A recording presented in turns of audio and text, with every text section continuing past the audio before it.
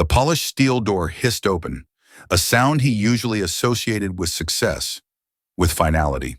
But tonight it was a prelude to silence, an unnatural, heavy silence that clung to the marble floors and floor-to-ceiling windows of his penthouse. He called her name, the sound swallowed by the cavernous living room overlooking the city's glittering heart.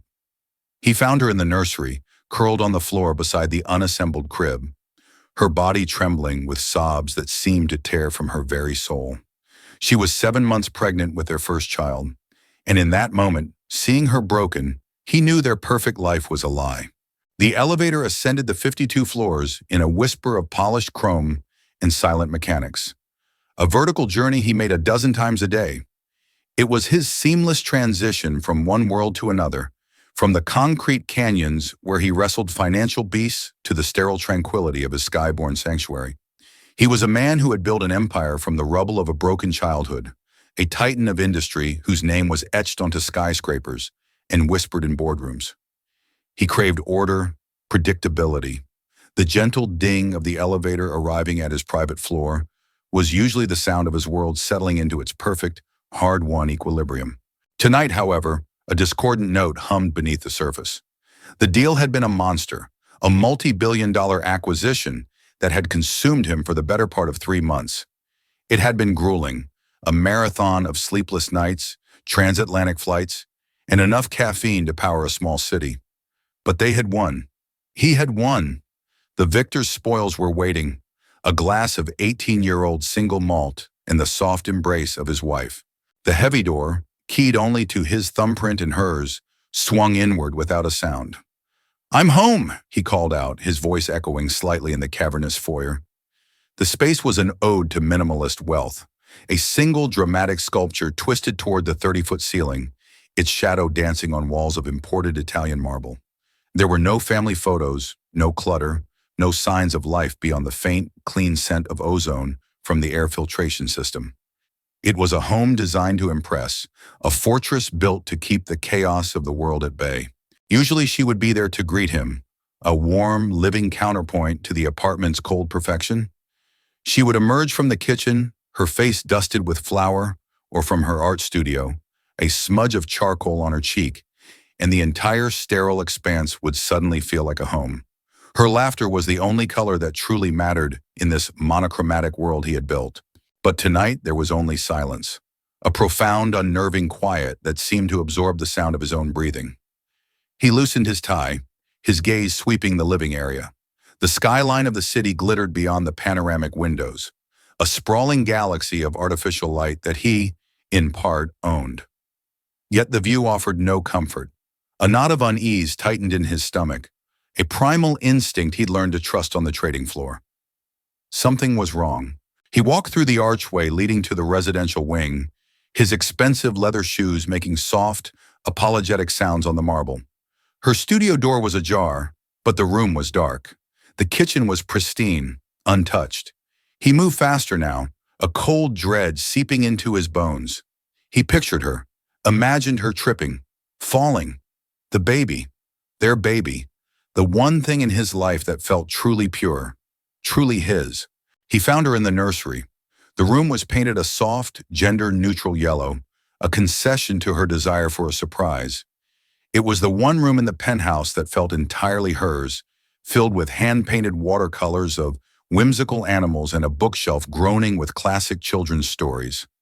A custom-made crib, a ridiculously expensive piece of sculpted oak, lay in pieces on the plush rug, its assembly instructions discarded nearby. And beside it, curled into a tight ball, was his wife. Her back was to him, her shoulders shaking with violent, silent sobs.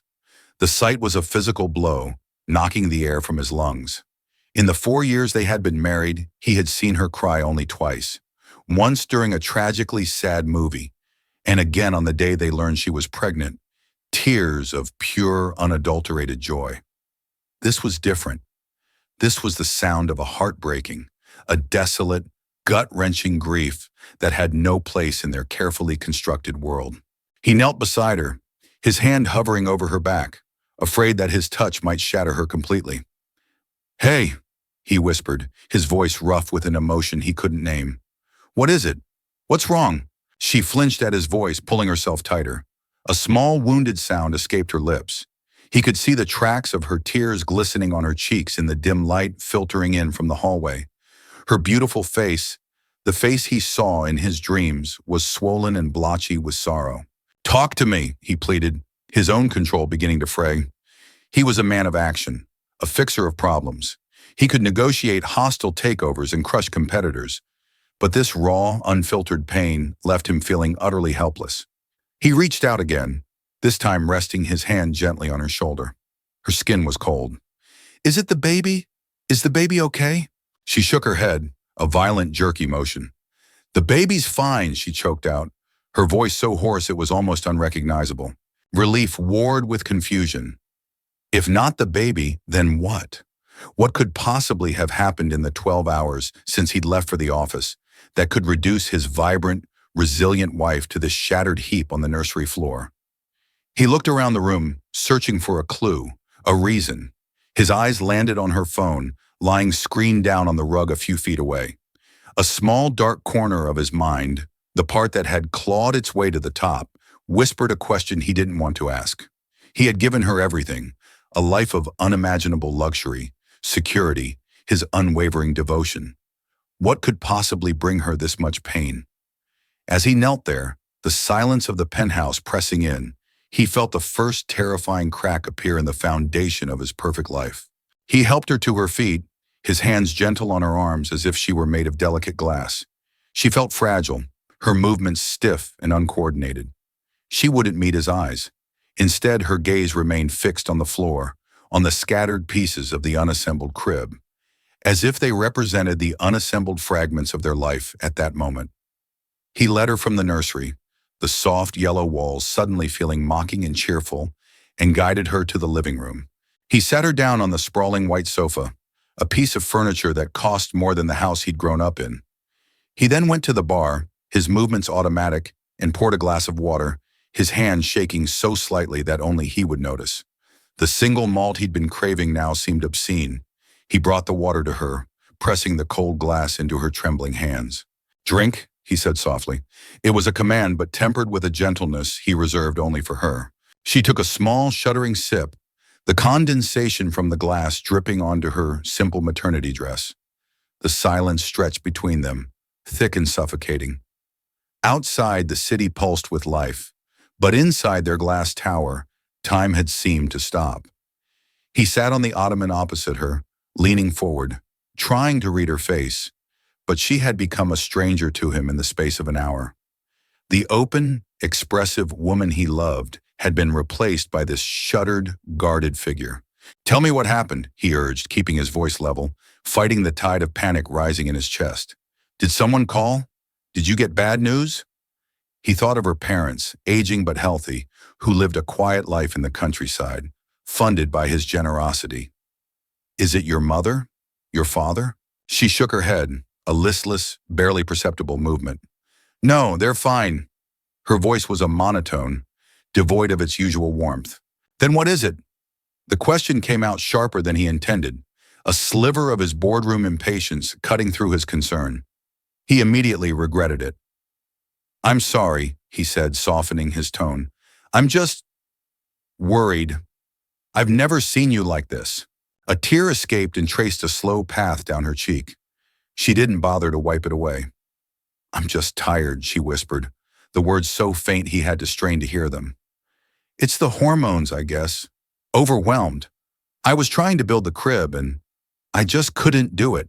It was the most pathetic lie he had ever heard. This was not a woman frustrated by flat-pack furniture. This was a woman hollowed out by grief. His mind raced, cataloging possibilities. Financial trouble? Impossible. A health scare she was hiding? Unlikely. He had access to the best doctors in the world. A fight with a friend? She didn't have many close friends. Their life was insulated, private, just the way he liked it. The dark whisper from the nursery returned, louder this time. Her phone. He saw it, still lying on the nursery floor in his mind's eye. An affair. The thought was a venomous serpent, coiling in his gut. It was a cliché, the bored, beautiful wife of a wealthy, work-obsessed man seeking comfort elsewhere.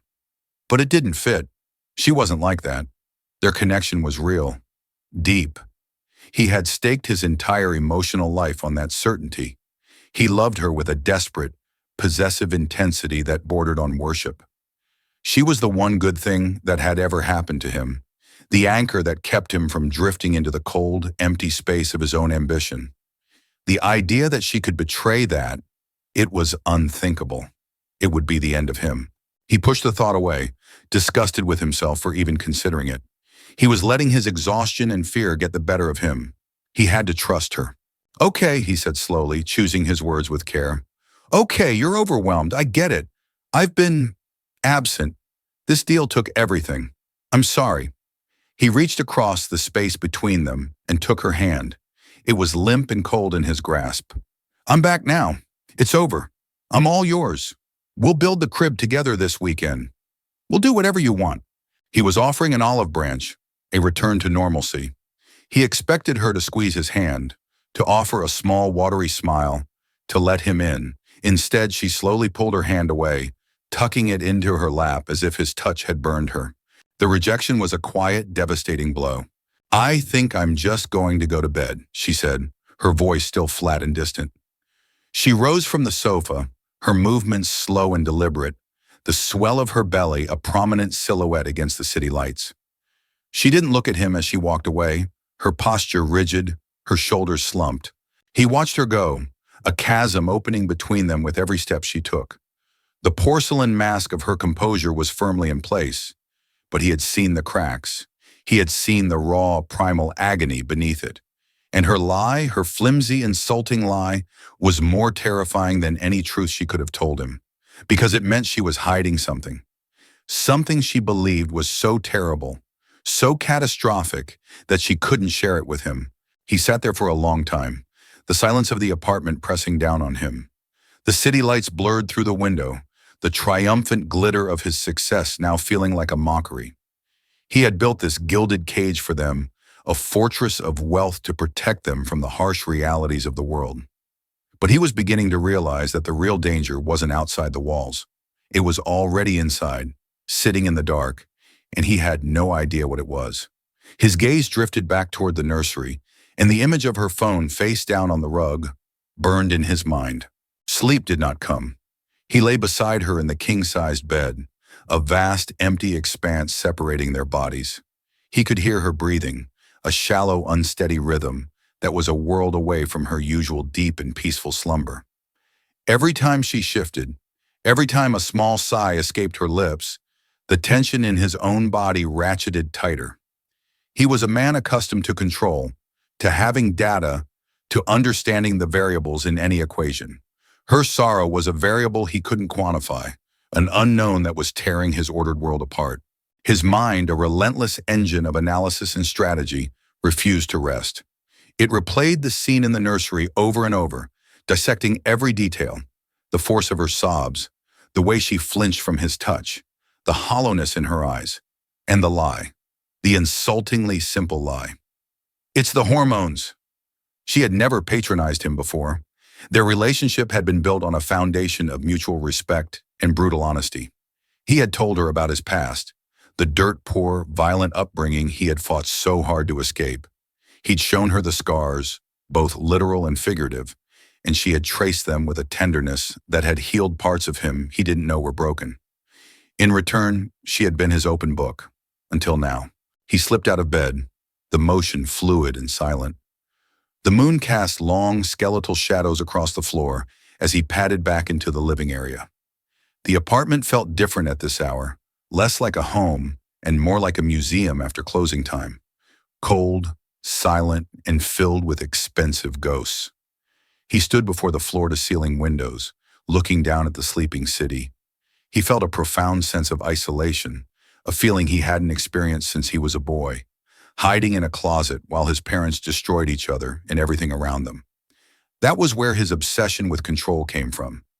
He had vowed to never again be a victim of chaos, to build walls so high and thick that nothing could ever hurt him. He'd built them around his heart, too. She was the only one he had ever let inside. He found himself walking towards the nursery, drawn by an invisible thread of dread. The door was slightly ajar, Just as he'd left it, he pushed it open and stepped inside. The moonlight streaming through the window illuminated the room in a pale, ethereal glow. The whimsical animals on the walls seemed to watch him with knowing eyes. His gaze fell immediately to the spot where her phone had been. It was gone. Of course, she must have retrieved it when she'd gone to the bathroom before bed. He scanned the room again, his eyes sharp, searching for, he didn't know what, a misplaced object, a note, anything out of the ordinary. His attention settled on the changing table.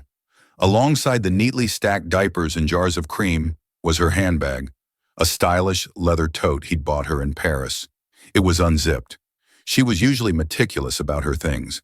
A war raged within him. His rational mind screamed at him to stop, to go back to bed, to trust his wife and talk to her in the morning, to not become the suspicious, paranoid man he despised. But the other part of him, the street kid who had survived by trusting his gut, was screaming louder. It was telling him that the answer, the source of her pain, was within reach. His heart hammered against his ribs as he reached into the bag. His fingers brushed against her wallet, a set of keys, a tube of lipstick. And then they closed around a small rectangular piece of cardstock. He pulled it out. It was a business card. The material was thick, expensive, the lettering embossed in a simple, elegant font. It was for a law firm, a high-end, notoriously discreet firm that specialized in one thing: family law, divorce, custody battles. He stared at the card, the name of the senior partner seeming to burn into his retinas. Why would she have this? The question exploded in his mind, shattering his last vestiges of denial. There was no innocent explanation. You don't consult a divorce lawyer because you're having a bad day. He sank down onto the small rocking chair in the corner, the business card trembling in his hand. The serpent of doubt he had tried to suppress now uncoiled with a vengeance, sinking its fangs deep into his heart. An affair. It had to be. She had found someone else. She was planning to leave him, to take his child. The thought was a physical agony, a white-hot poker twisting in his gut. He thought of all the late nights, the missed dinners, the trips he'd taken without her. Had he pushed her away? Had his obsession with building their perfect future blinded him to the crumbling of their present? He remembered a conversation from a few weeks ago. He'd been on the phone, pacing, barking orders at a subordinate. She had been watching him, a strange, sad expression on her face. When he'd hung up, she'd asked him, "Do you ever think about just stopping? Selling everything and moving to that little cottage by the sea we talked about?" He had laughed. "And do what? Go bankrupt in a year? Don't be silly. I do this for us. For our son. Or daughter," she had corrected him softly, a faint smile on her lips that didn't quite reach her eyes. He hadn't seen the sadness then, but he saw it now. He had dismissed her dream as childish fantasy, too busy architecting their gilded cage to notice she felt trapped inside it. A wave of nausea washed over him. He felt the cold sweat of panic on his brow. The empire he had built suddenly meant nothing. The money, the power, the prestige. It was all just a pile of ashes. She was the foundation of his world, and that foundation was crumbling into dust. His past came rushing back. The raw, visceral memory of his own father packing a bag, his mother's shattered sobs echoing in the tiny, squalid apartment. He was becoming his father, the work-obsessed husband whose wife sought solace in another's arms. The cycle he had sworn to break was repeating itself. He sat there in the moonlight, in the room meant for their future, holding the proof of his failure. The silence of the apartment was no longer empty. It was filled with the echoes of unspoken words, of her quiet unhappiness, of his own willful blindness. And for the first time in his adult life, the man who had an answer for everything had no idea what to do. The next morning was a masterclass in avoidance. She moved around the kitchen with a brittle, almost frantic energy, making coffee, slicing fruit, her movements sharp and precise. The porcelain mask was firmly back in place, her face a carefully blank slate. She offered him a smile that was a perfect, beautiful lie. It didn't reach her eyes. Those lovely, expressive eyes were dull, their depths shadowed by the storm he knew was raging behind them. He played his part too. He talked about the market, about a minor issue with a subsidiary in Tokyo, about the weather. The conversation was a fragile bridge of meaningless words built over a chasm of unspoken truths. He watched her, looking for a crack in the facade, a glimpse of the broken woman from the night before. But she was gone, replaced by this eerily calm automaton. The business card felt like a lead weight in his pocket. Every time he moved, he could feel its sharp corners, a constant, nagging reminder of his discovery. He wanted to throw it on the table, to demand an explanation, to shatter the fragile piece with the force of his fear and anger. But he couldn't. He was terrified of the answer. If he confronted her and she confirmed his fears, his world would end, right there over breakfast. So he said nothing. He drank his coffee, the bitter liquid scalding his throat, and retreated behind his own mask of calm professionalism. It was a stalemate of silence, a cold war waged across a marble kitchen island. When he left for the office, she walked him to the door, a ritual they had performed every morning of their marriage. She rose on her tiptoes to kiss his cheek. Her lips were cold. "Have a good day," she said, her voice perfectly even. "You too," he replied, the words feeling like a betrayal. In the elevator, he pulled out the business card again. Matheson, Hayes, and Finch, family law specialists. He took out his phone and, with a sense of profound self-loathing, typed the firm's name into the search engine. Their website was as sleek and intimidating as the card. They boasted of their discretion, their tenacity, their success in high-net-worth divorces. Reading the testimonials from satisfied clients felt like reading the obituaries of failed marriages. His entire day was a charade. He sat in meetings, his mind a million miles away. He stared at spreadsheets, the numbers blurring into meaningless patterns. His team, accustomed to his laser focus and decisive commands, exchanged worried glances as he issued vague, non-committal responses. The titan of industry was a ghost at his own throne.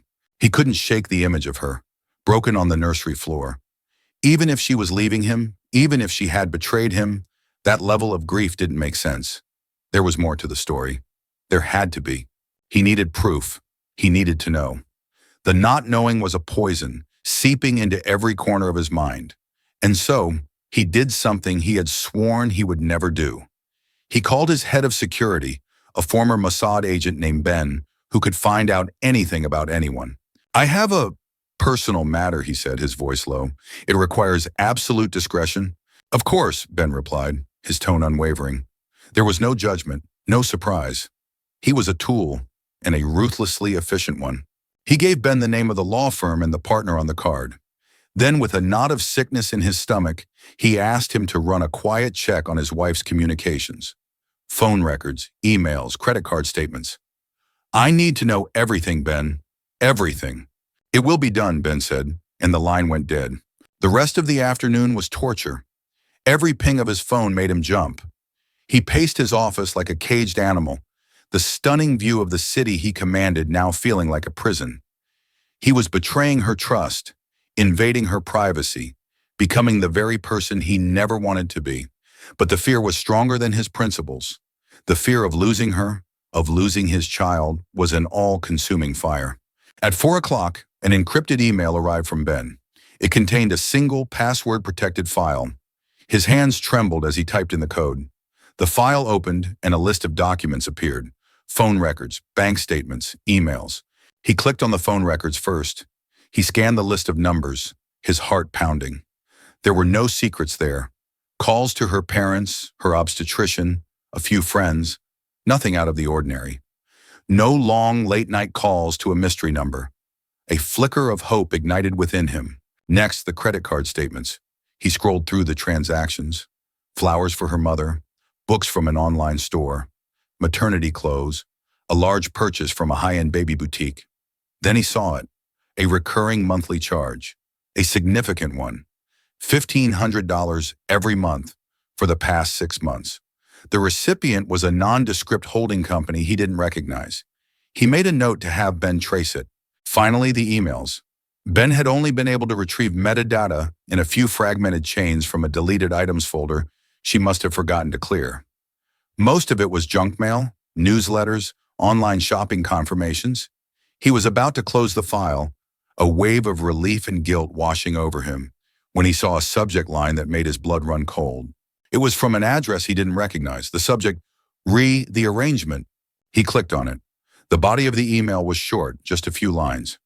The next transfer is scheduled for the 15th. As agreed, no further contact is necessary unless there is an emergency.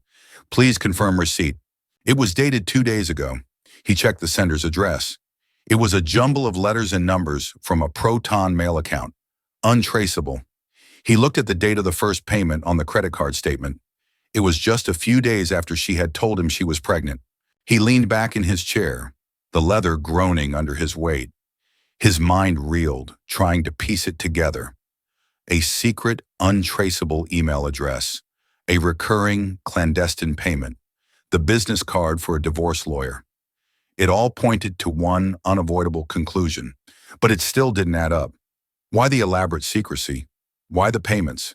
If she were having an affair, why would she be paying someone? He felt like he was losing his mind. He was chasing a ghost, a digital breadcrumb trail that led only to more questions. He looked out the window. The sun was beginning to set, painting the sky in hues of orange and purple. It was time to go home. Time to face the stranger who shared his bed. He now knew he couldn't confront her with this. Not yet. He had fragments, suspicions, but not the whole truth. And he had a terrifying premonition that the whole truth was something far more complex and far more devastating than a simple affair. The drive home was surreal. The familiar streets and landmarks of his city seemed alien, as if he were seeing them through a distorted lens.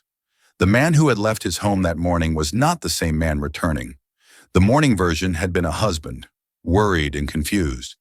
This version was an investigator, a prosecutor, armed with fragments of evidence that painted a damning, yet incomplete picture. The weight of the encrypted file felt heavier than any corporate portfolio he had ever managed. He let himself into the apartment, the silence greeting him like an old, unwelcome friend. He found her in the kitchen, not cooking, but staring out the window, one hand resting protectively on her swollen belly. She turned as he entered, and for a fleeting second he saw it again. The raw vulnerability from the night before, a flicker of fear in her eyes before the mask slammed back down. "You're home early," she said, her voice a little too bright. "Finished up," he lied, placing his briefcase on the counter. "How was your day?" "Quiet. I read for a while." She gestured to a book lying on the island. The title was, "What to Expect When You're Expecting." The irony was a physical blow.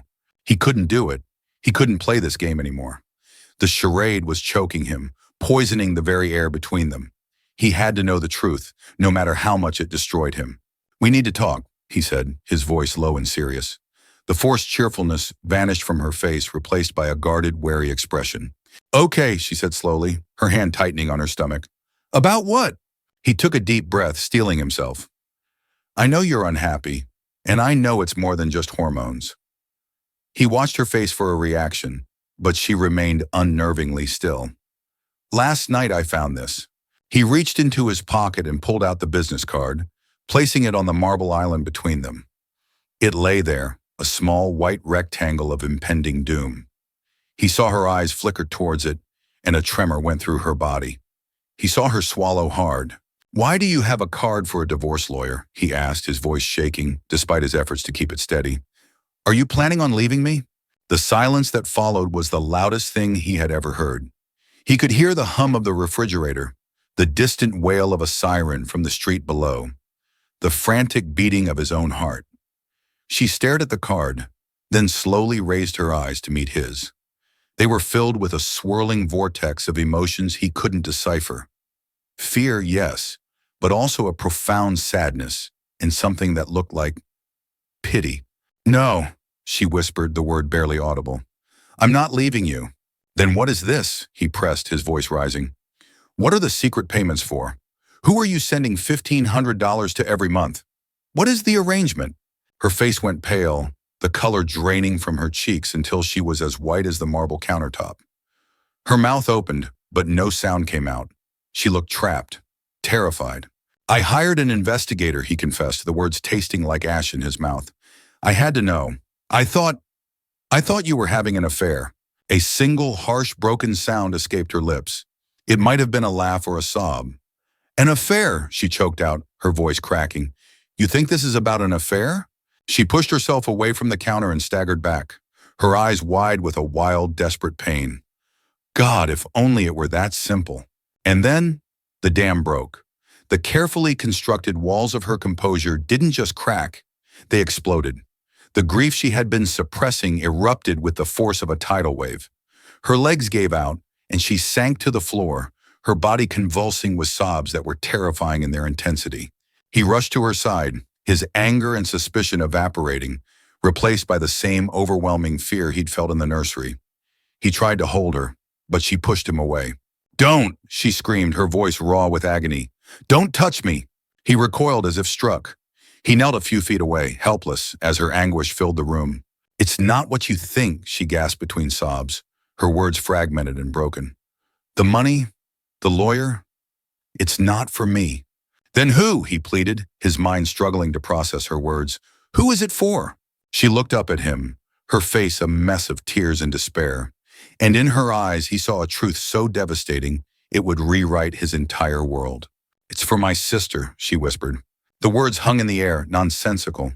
He stared at her, utterly bewildered. Your sister? You don't have a sister.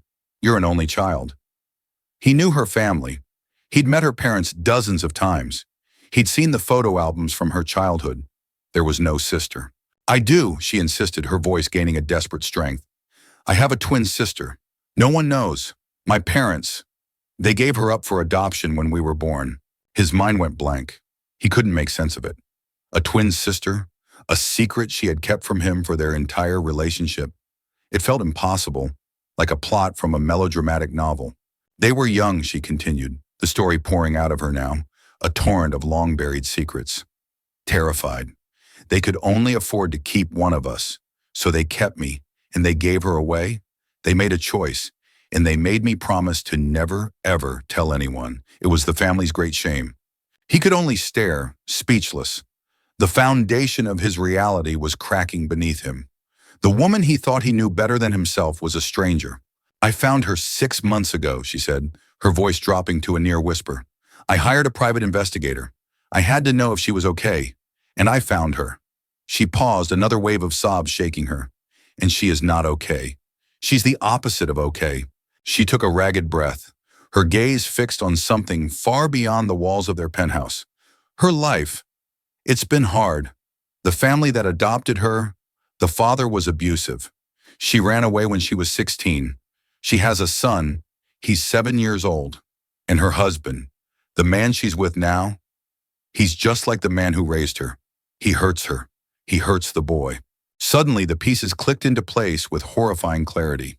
The family lawyer wasn't for their divorce. It was for hers. The secret monthly payments weren't for a lover. They were a lifeline. She's trying to leave him, she said, her voice thick with tears and a fierce, protective love. The money is for a safe house, for food, for her son. The lawyer is helping her build a custody case. She's been documenting the abuse, trying to get enough evidence to take her son and disappear somewhere he can never find them. He looked at her, truly looked at her, and saw not a betrayer, but a protector. He saw a woman torn apart by a terrible secret, trying to save a sister she barely knew. The other half of herself who had been dealt a cruel and different fate. The depth of her pain, her grief, it wasn't for herself, it was for her twin. The night before last, she whispered, her eyes locking with his. He found out. He found the lawyer's number. He beat her so badly she ended up in the hospital. He threatened to kill her if she ever tried to leave again. He told her he would take her son and she would never see him again. That's why I was crying. I thought he had killed her. He felt the floor drop out from beneath him. The cold, sterile perfection of their apartment, of their life, seemed to shatter into a million pieces. The suspense of the past 48 hours hadn't been about the potential death of their marriage. It had been about the potential death of a woman he had never known existed. And his wife, his beautiful, brave wife, had been carrying this impossible burden all alone, honoring a promise made before she could even speak, to protect a family secret that was destroying her from the inside out. He had accused her of betrayal while she was in the midst of a desperate secret rescue mission. The shock of it left him breathless. The confession hung in the air between them, shimmering with the weight of decades of silence. The sleek, modern kitchen, a testament to his success and control, now felt like a sterile, inappropriate stage for such a raw and primal revelation. He stared at his wife, this woman who was both intimately familiar and a complete stranger, and felt a profound seismic shift in his understanding of her, of them, of everything. The anger and suspicion he had harbored for the last 2 days had vanished, replaced by a tidal wave of shame so powerful it threatened to drown him.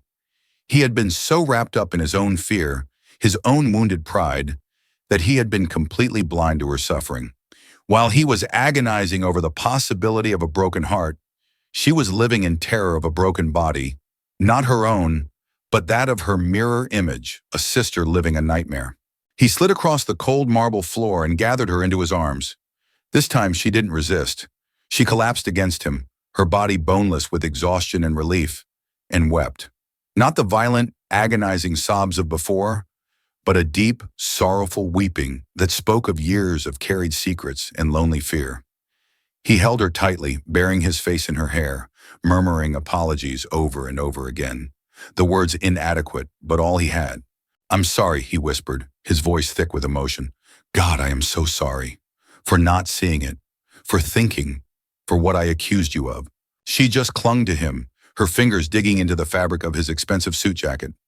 They stayed like that for a long time, kneeling on the floor of their perfect kitchen, two broken people surrounded by the wreckage of a lie they hadn't even known they were living. Slowly, her crying subsided into shuddering breaths.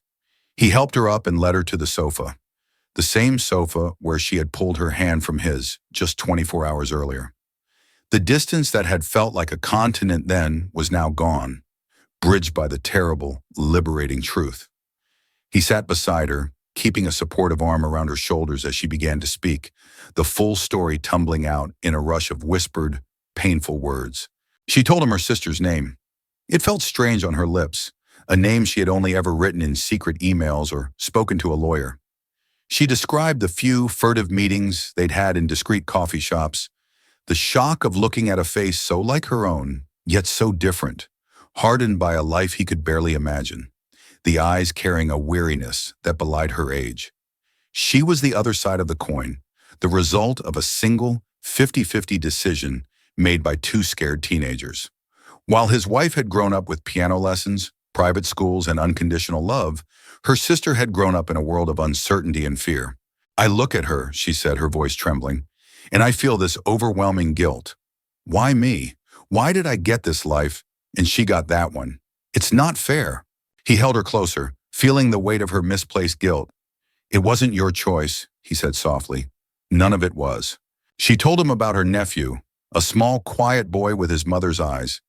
She had only seen photos of him, but she loved him with a fierce, desperate ache.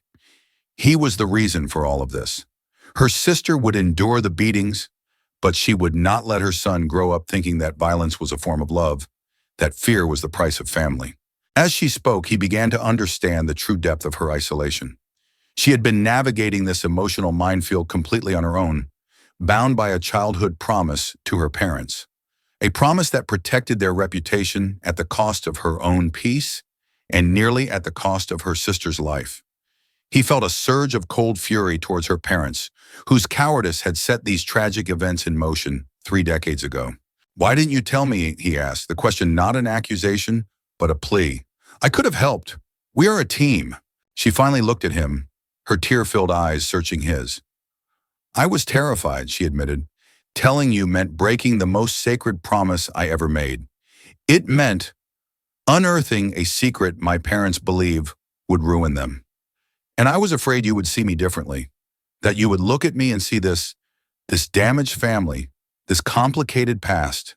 She gestured vaguely at their pristine surroundings. "Our life is so perfect, so clean. I didn't want to bring this darkness into it." His heart broke for her. She had been trying to protect him, to protect their gilded cage, from a reality she felt was too ugly for it. He saw now that his obsession with perfection, with order, had inadvertently made her feel like she couldn't show him her messy, complicated human parts. There is no us without that darkness, he said, his voice firm with a conviction that settled deep in his bones. Your darkness is my darkness.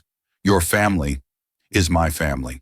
He stood up and began to pace, the nervous energy that had plagued him for days now channeling itself into a new, clear purpose. The fixer, the problem solver, was back, but his objective had changed. This wasn't about a corporate takeover. It was about a human rescue. Where is she now, he asked, his tone shifting, becoming the decisive commander his employees knew so well. Is she safe? She's at a friend's house, or she replied, watching him with a mixture of hope and apprehension. But he knows where the friend lives. She can't stay there for long. And the boy? He's with her. She managed to get him out. Okay. He stopped pacing and looked at her, his mind already formulating a plan, running through logistics, calculating risks. The helplessness he had felt for the past 2 days was gone, replaced by a cold, clear resolve. Okay, this is what we're going to do. In that moment, the power and resources he had amassed, which had felt so meaningless just hours before, suddenly had a purpose. His wealth, his connections, his ruthless efficiency, they weren't just tools for acquiring more wealth. They were tools for salvation. He looked at his wife, her face stained with tears, but her eyes shining with a fragile, nascent hope, and he knew their life would never be the same. The perfect, sterile world he had built was gone forever, and in its place something real, something messy, and something far more meaningful was about to be built. The next 12 hours were a blur of calculated action. The penthouse, once a silent monument to their quiet life, transformed into a tactical command center. The man who had ruthlessly orchestrated corporate acquisitions now applied that same ferocious intensity to a far more important merger: the joining of two fractured families. His first call was to Ben, his head of security. There was no preamble, no evasion. Change of plans, he said, his voice a low, urgent hum. Forget the surveillance. We have a new priority: an extraction. He laid out the situation in cold, hard facts. A woman and a 7-year-old child in danger, a violent husband, a need for absolute discretion and speed. Ben, to his credit, didn't ask a single personal question. He simply processed the data and began outlining a strategy. He spoke of safe houses that weren't just apartments, but fortified, untraceable locations. He talked about transport, about legal shields, about creating a digital black hole around the sister and her son, so that the husband, no matter how hard he looked, would find nothing but dead ends. While he handled the logistics, she was on the phone with her sister.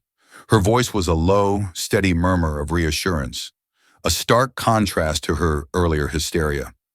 For the first time, she was not just a secret benefactor, but an active participant, a lifeline. She was giving her sister something more valuable than money: a concrete plan, a pathway to freedom. Hope. He watched her, a fierce pride swelling in his chest. This was the woman he had fallen in love with, strong, compassionate, and utterly fearless when it came to protecting those she loved. The most difficult call was to the family lawyer whose card had started it all. He made the call himself, with his wife sitting beside him, her hand gripping his. He introduced himself, the weight of his name instantly changing the lawyer's tone from professionally courteous to deferential. My wife has briefed me on her sister's situation, he said, cutting straight to the point. The passive, document, and wait approach is over. We are moving to active intervention. I am authorizing you to use the full extent of my resources. I want the best child custody experts, the most aggressive litigators. I want a restraining order so airtight that he can't come within 500 yards of them without triggering an alarm on every police officer's phone in the state. Spare no expense. He was declaring war. He was taking all the power, all the influence he had accumulated, and focusing it like a laser on one man who hurt women and children. It was the purest, most righteous purpose he had ever felt. As dawn approached, casting a soft gray light over the city, the immediate plan was in place. A discreet security team, handpicked by Ben, was already en route to the friend's house. A private jet was being fueled at a suburban airport, ready to take the sister and her son to a secure location in another state. A beautiful house on a quiet lake where they could heal while the legal battle raged. With the logistics handled, an exhausted quiet settled over the apartment. They sat together on the sofa, watching the sunrise paint the sky. The adrenaline had faded, leaving behind a profound sense of gravity. They had crossed a point of no return. Their lives were now inextricably linked with a woman and a child they barely knew. Their future, once a predictable trajectory of wealth and comfort, was now a wild, unknown territory. "Are you sure about this?" she asked, her voice soft in the quiet room. This will change everything.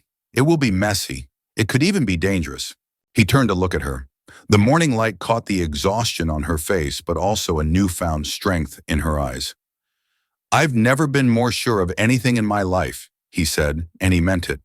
"My whole life, I've been running from the kind of chaos your sister is in. I built all of this," he gestured to the opulent room, "to keep it out. But I was wrong. You don't fight chaos by building walls. You fight it by facing it head on, by protecting the people you love." He took her hand. "He is a monster of the same breed that created me. The difference is, I have the power to stop him.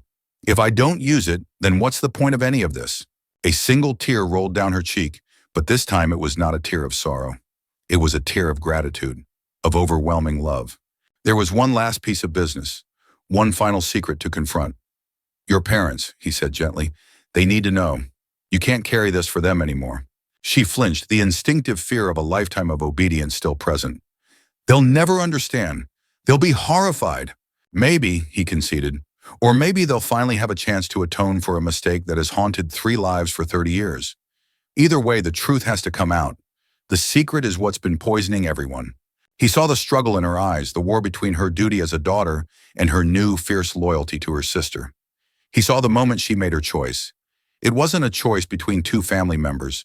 It was a choice for truth over silence, for courage over fear. "You're right," she said, her voice firm. "I'll call them after she's safe." This was their new beginning, forged in the crucible of a crisis.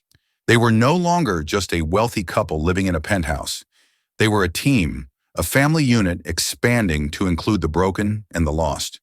They were choosing to step out of their gilded cage and into the messy, complicated, and beautiful reality of the world. The life they were building now would not be perfect, but it would be real. And it would be built not on a foundation of wealth, but on a foundation of love, sacrifice, and a shared, unwavering purpose. The choice had been made. There was no turning back. 2 days later, they stood in the arrivals hall of a small, private airfield 1,000 miles from home. The air was clean and crisp, smelling of pine and open water. It was a world away from the concrete and ambition of the city.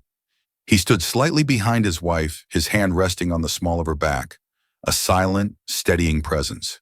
She was vibrating with a nervous energy, her eyes fixed on the door that led to the tarmac. The door opened and a woman walked through.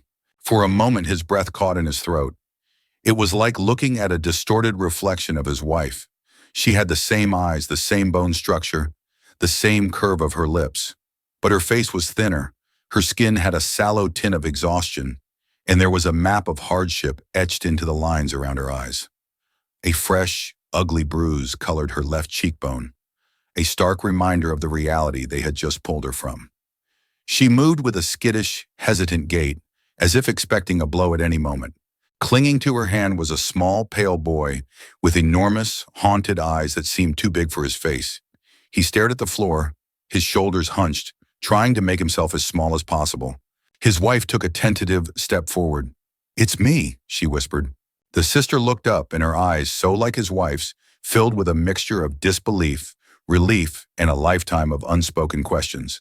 She let go of her son's hand and rushed forward, and the 2 women, 2 halves of a whole, collided in a fierce, desperate embrace. They wept in each other's arms, 30 years of separation and silence melting away in a torrent of shared tears. It was a reunion and a mourning all at once. Mourning for the childhood they never had, the sisterhood they were robbed of. He watched them, his own eyes burning.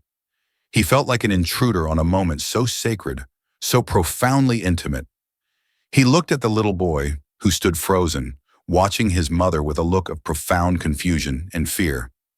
He knelt slowly, so as not to startle him. "Hi there," he said softly. "I'm your uncle." The boy just stared, his eyes wide and unblinking. He didn't know what an uncle was, not really. The men in his life had not been kind. This man was different. He didn't loom. He spoke quietly. He had kind eyes. The reunion at the airfield was the beginning of a long, difficult road. The new house by the lake was not a magical cure. The sister was plagued by nightmares. The boy, her nephew, didn't speak a word for the first 3 weeks. He was a ghost in the house, flinching at loud noises and sudden movements. The trauma they had endured was a deep, festering wound that would take years to heal. But they were safe, and they were not alone. His wife stayed with them for the first month, a constant, loving presence. She and her sister spent hours just talking, piecing together the disparate fragments of their lives, forging a bond that was both brand new and ancient.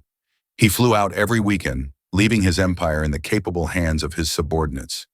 He brought groceries and toys. He spent his time not in boardrooms, but sitting on the floor, patiently building elaborate Lego castles, hoping to coax a word, a smile, from his silent nephew.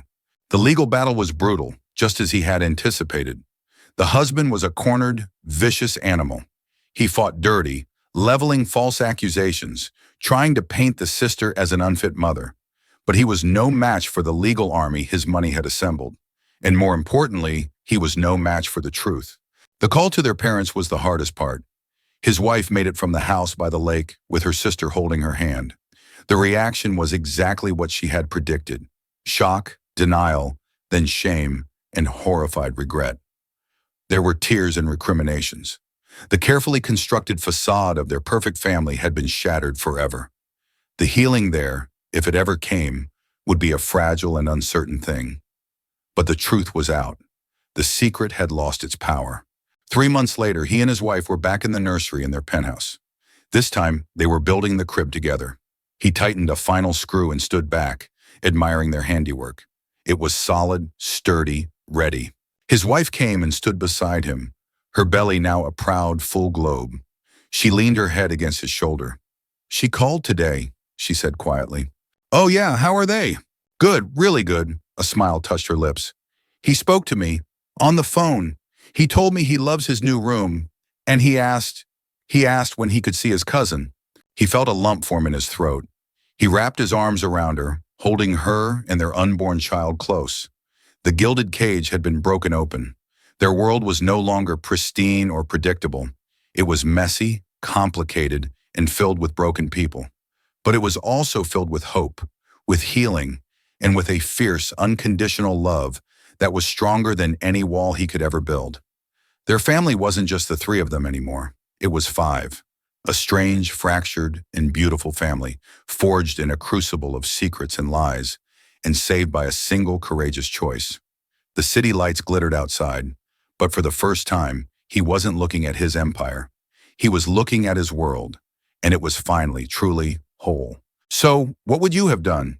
If you came home to find the love of your life in pieces, and every clue pointed to the ultimate betrayal, would you have hired an investigator? Would you have risked destroying everything to find the truth? Or would you have trusted even in the face of damning evidence?